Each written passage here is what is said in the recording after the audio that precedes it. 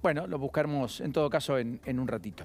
Bueno, me dicen que está en línea a esta hora de la tarde Fernando Rojas. Fernando es hijo de Juan Carlos Rojas, exministro de Desarrollo Social de la provincia de Catamarca.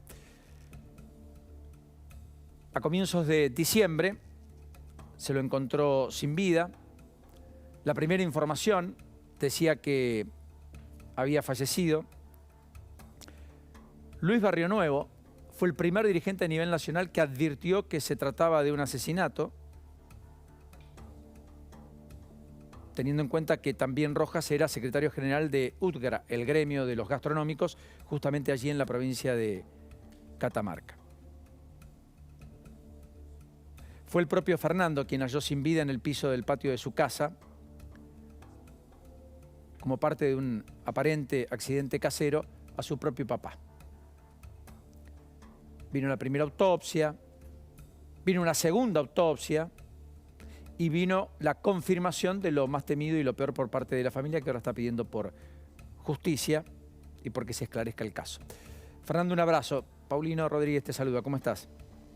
Buenas tardes, Paulino. Acá estamos ya preparándonos para hoy. Dentro de unas poquitas horas vamos a estar realizando una nueva marcha con pedido de justicia de mi papá y bueno, también con el lema de basta de impunidad y que se busquen a los responsables y no a perejiles.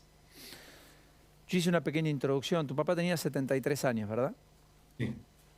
Yo hice una pequeña introducción que, en rigor de la rigurosidad, me gustaría que le pongas o le saques lo que consideres pertinente.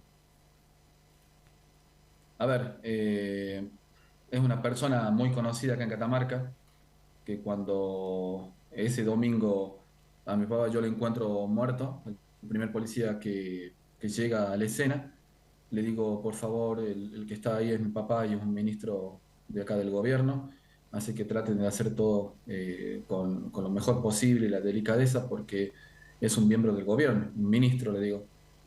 Inmediatamente nosotros nos sacan afuera y a partir de ahí interviene la justicia. Fueron minutos que yo vi el cuerpo de mi papá, había algo que no me cerraba de la cara. No observé los golpes en otras partes del cuerpo porque la verdad que estaba choqueado, mis hermanas afuera también. Y bueno, ese fue el único momento que pude ver el cuerpo de mi papá, la cara.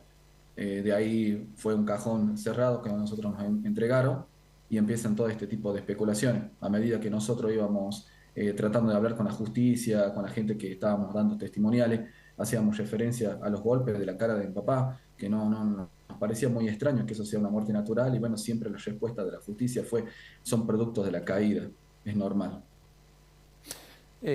Definitivamente no parecieron normal. Hubo una primera autopsia, pero luego una segunda autopsia 24 horas después, si mal no recuerdo el 5 de diciembre, que alumbró ya hematomas, golpes. Por lo tanto, Sí, la carátula pasó a ser efectivamente, o ustedes pretenden que sea asesinato, homicidio, ¿correcto? por supuesto, sí, acá hubo una situación ese día domingo que se lo estaba velando a mi papá en el gremio de gastronómicos, donde se encontraba el dirigente Luis Barrio Nuevo.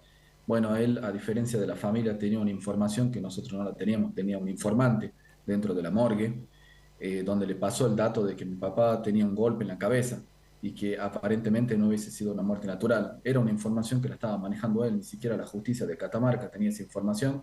Hasta ese entonces era una muerte natural y bueno, al día siguiente Luis Barrionuevo en los medios nacionales y provinciales sale a decir bueno, que nuestro padre murió por un golpe en la cabeza, aparentemente por un asesinato. Así que lamentablemente nosotros no podíamos obtener esa información, inmediatamente se decreta el secreto de sumario y más de un mes y medio estuvimos en esa situación, no podíamos entender cuáles eran los motivos de la investigación o por dónde iban, hasta que logramos ser parte querellante de la actuación del crimen de mi papá y bueno, empezaron a entregar de a poquito el expediente y había una negación de querer entregar la foto a la familia. Pasaron casi más de 3 meses y medio hasta que logramos obtener la foto y otra parte del cuerpo del expediente y ahí nos encontramos con esta situación que ya es la que teníamos sospecha, pero no teníamos la evidencia. O sea que ahora tienen la evidencia de los golpes, tienen la Sí, evidencia de que hubo un asesinato. Es una imagen que nosotros la ponemos blugueada, eh, fuerte. pero es muy fuerte. Eh, que da cuenta de que no hay un accidente natural que termina con la vida de tu papá. Y efectivamente, de todas maneras, en la primera autopsia, donde interviene Daniela Miranda, Sí. asistida por Ricardo Tapia, del Cuerpo Interdisciplinario Forense, hay una perito de parte, Marina Laura Andrada. ¿La habían contratado ustedes? Es una señora que en realidad se presentó en el lugar ese día domingo, era conocida del gremio de gastronómico y pertenecía a las filas del señor Luis Barrionuevo, digamos al mismo partido de Luis Barrionuevo. Esta señora actualmente creo que es diputada. Entonces, al ser una persona conocida del ambiente, nos hacen una pregunta a ver si ella podía participar del mismo. Y bueno, nosotros choqueados en esa situación, no teníamos por la cabeza una persona en sí que pueda tomar esa determinación y participar de lo mismo. Así que bueno, nos recomiendan eso y decimos, bueno, vaya, porque hasta ese punto nosotros no sabíamos que era una muerte violenta. Nunca nos imaginamos que a O sea, nuestro estaban padre, procesando el duelo, la muerte de tu papá, en una tratando de circunstancia entender qué pasó, inimaginable, sí, tratando de entender qué pasó. Aparece alguien que tenía alguna vinculación, algún tipo de relación y dicen, bueno, sí, hágalo y ya. Y por finalmente, supuesto, sí, sí, sí, por supuesto, fue de esa manera. Ese día en la casa, cuando se supo que mi padre había muerto, pero no sabían los motivos, se llenó de gente, fue impresionante, gente del ambiente del trabajo de él, conocidos. Así que bueno, hubo muchísima gente y en el velorio se duplicó mucho más esa cantidad. Fernando, lo último me gustaría preguntarte es, ¿qué sentís a 3 meses y medio? Sos el hijo de alguien importante, que fue ministro, que encabezó un gremio, que probablemente fruto de esos recursos y esas amistades, la de Barrio Nuevo incluido, llegás a esta instancia en medio del oscurantismo que impregnó la investigación, el secreto del sumario y la muerte de tu propio papá. Es una provincia que a todos aquí nos hace recordar a viejas épocas, a Soledad Morales. Soledad Morales. O sea, definitivamente entendés que hay patrones de conducta que pueden ser similares. Perdón por la analogía, las comparaciones son tediosas y siempre malas, pero las hago casi Sí, por porque naturalidad. a ver, tenemos una similitud con el caso de María Soledad Morales, que actuó un fiscal que era nuevo, digamos, en el lugar. Lo mismo pasó en este caso de María Soledad Morales, un fiscal nuevo. En el caso del fiscal que tuvimos nosotros, que participó la primera vez, tenía 6 meses y no llegó a su puesto por un concurso, sino que fue puesto a dedo por el gobierno. Entonces, bueno, suceden este tipo de cosas. Y después, lo que nosotros, una vez que presentamos las fotos en la conferencia de prensa, notamos que fue un antes y un después ante la situación, porque dejamos en evidencia la justicia, que no era como ellos decían que habían hecho todo correcto, ¿sí?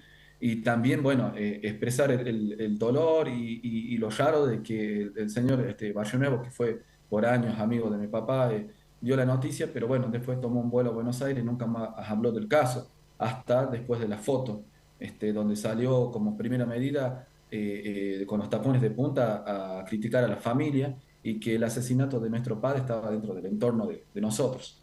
Cosa que si eso hubiera hecho, lo sucedido, perdón, nosotros ya estaríamos detenidos por la justicia de Catamarca y eso no sucedió. Qué fuerte, ¿no? Es fuerte, justamente nosotros a medida que van pasando el tiempo, vamos estudiando el expediente, tenemos gente que está colaborando con la investigación porque tuvimos que tomar esas medidas y nos vamos encontrando con muchas sorpresas que, como fue siempre que nosotros apuntamos, desde gastronómico, mi papá tuvo muchos años trabajando en el gremio, nunca tuvo un problema, entra a desarrollo social y no completa el año y termina en esta situación. Entonces, lo primero que pensamos nosotros es desarrollo social. A medida que nos vamos entregando el expediente y vamos leyendo las testimoniales de las diferentes personas que van testificando en el mismo, encontramos maniobras fraudulentas en desarrollo social, faltantes de mucho dinero de la gestión anterior, pérdidas de bolsones. Había una situación que mi papá estaba pasando, digamos, en una situación muy mal y no quería ser partícipe quizás de esa situación. Quizás por eso lo tuvieron que callar. Lo tuvieron que callar. O sea, usted entiende que lo mataron por el cargo que tenía y por, en todo caso, la sana administración que quería aplicar en el Ministerio de Desarrollo Social. ¿Eso dice? Por supuesto, sí, sí, sí, mi papá renegaba mucho porque llegaban mercaderías, ¿sí? o ingresos, digamos, para ser repartido a los más necesitados, se daba vuelta a mi papá y hay cosas que se perdían, ¿sí? Hasta los mismos proveedores le mandaron fotos que gente que pertenecía a la gestión de él le sacaban, digamos, las cosas que eran para la ayuda de la gente necesitada. Recuerdo que mi papá ingresó a Desarrollo Social no con un gabinete puesto por él, sino por un gabinete impuesto por el señor Valle Nuevo. Y bueno, hoy estamos en esta situación que nunca se quiso investigar sobre desarrollo social, siempre se quisieron investigar sobre la familia.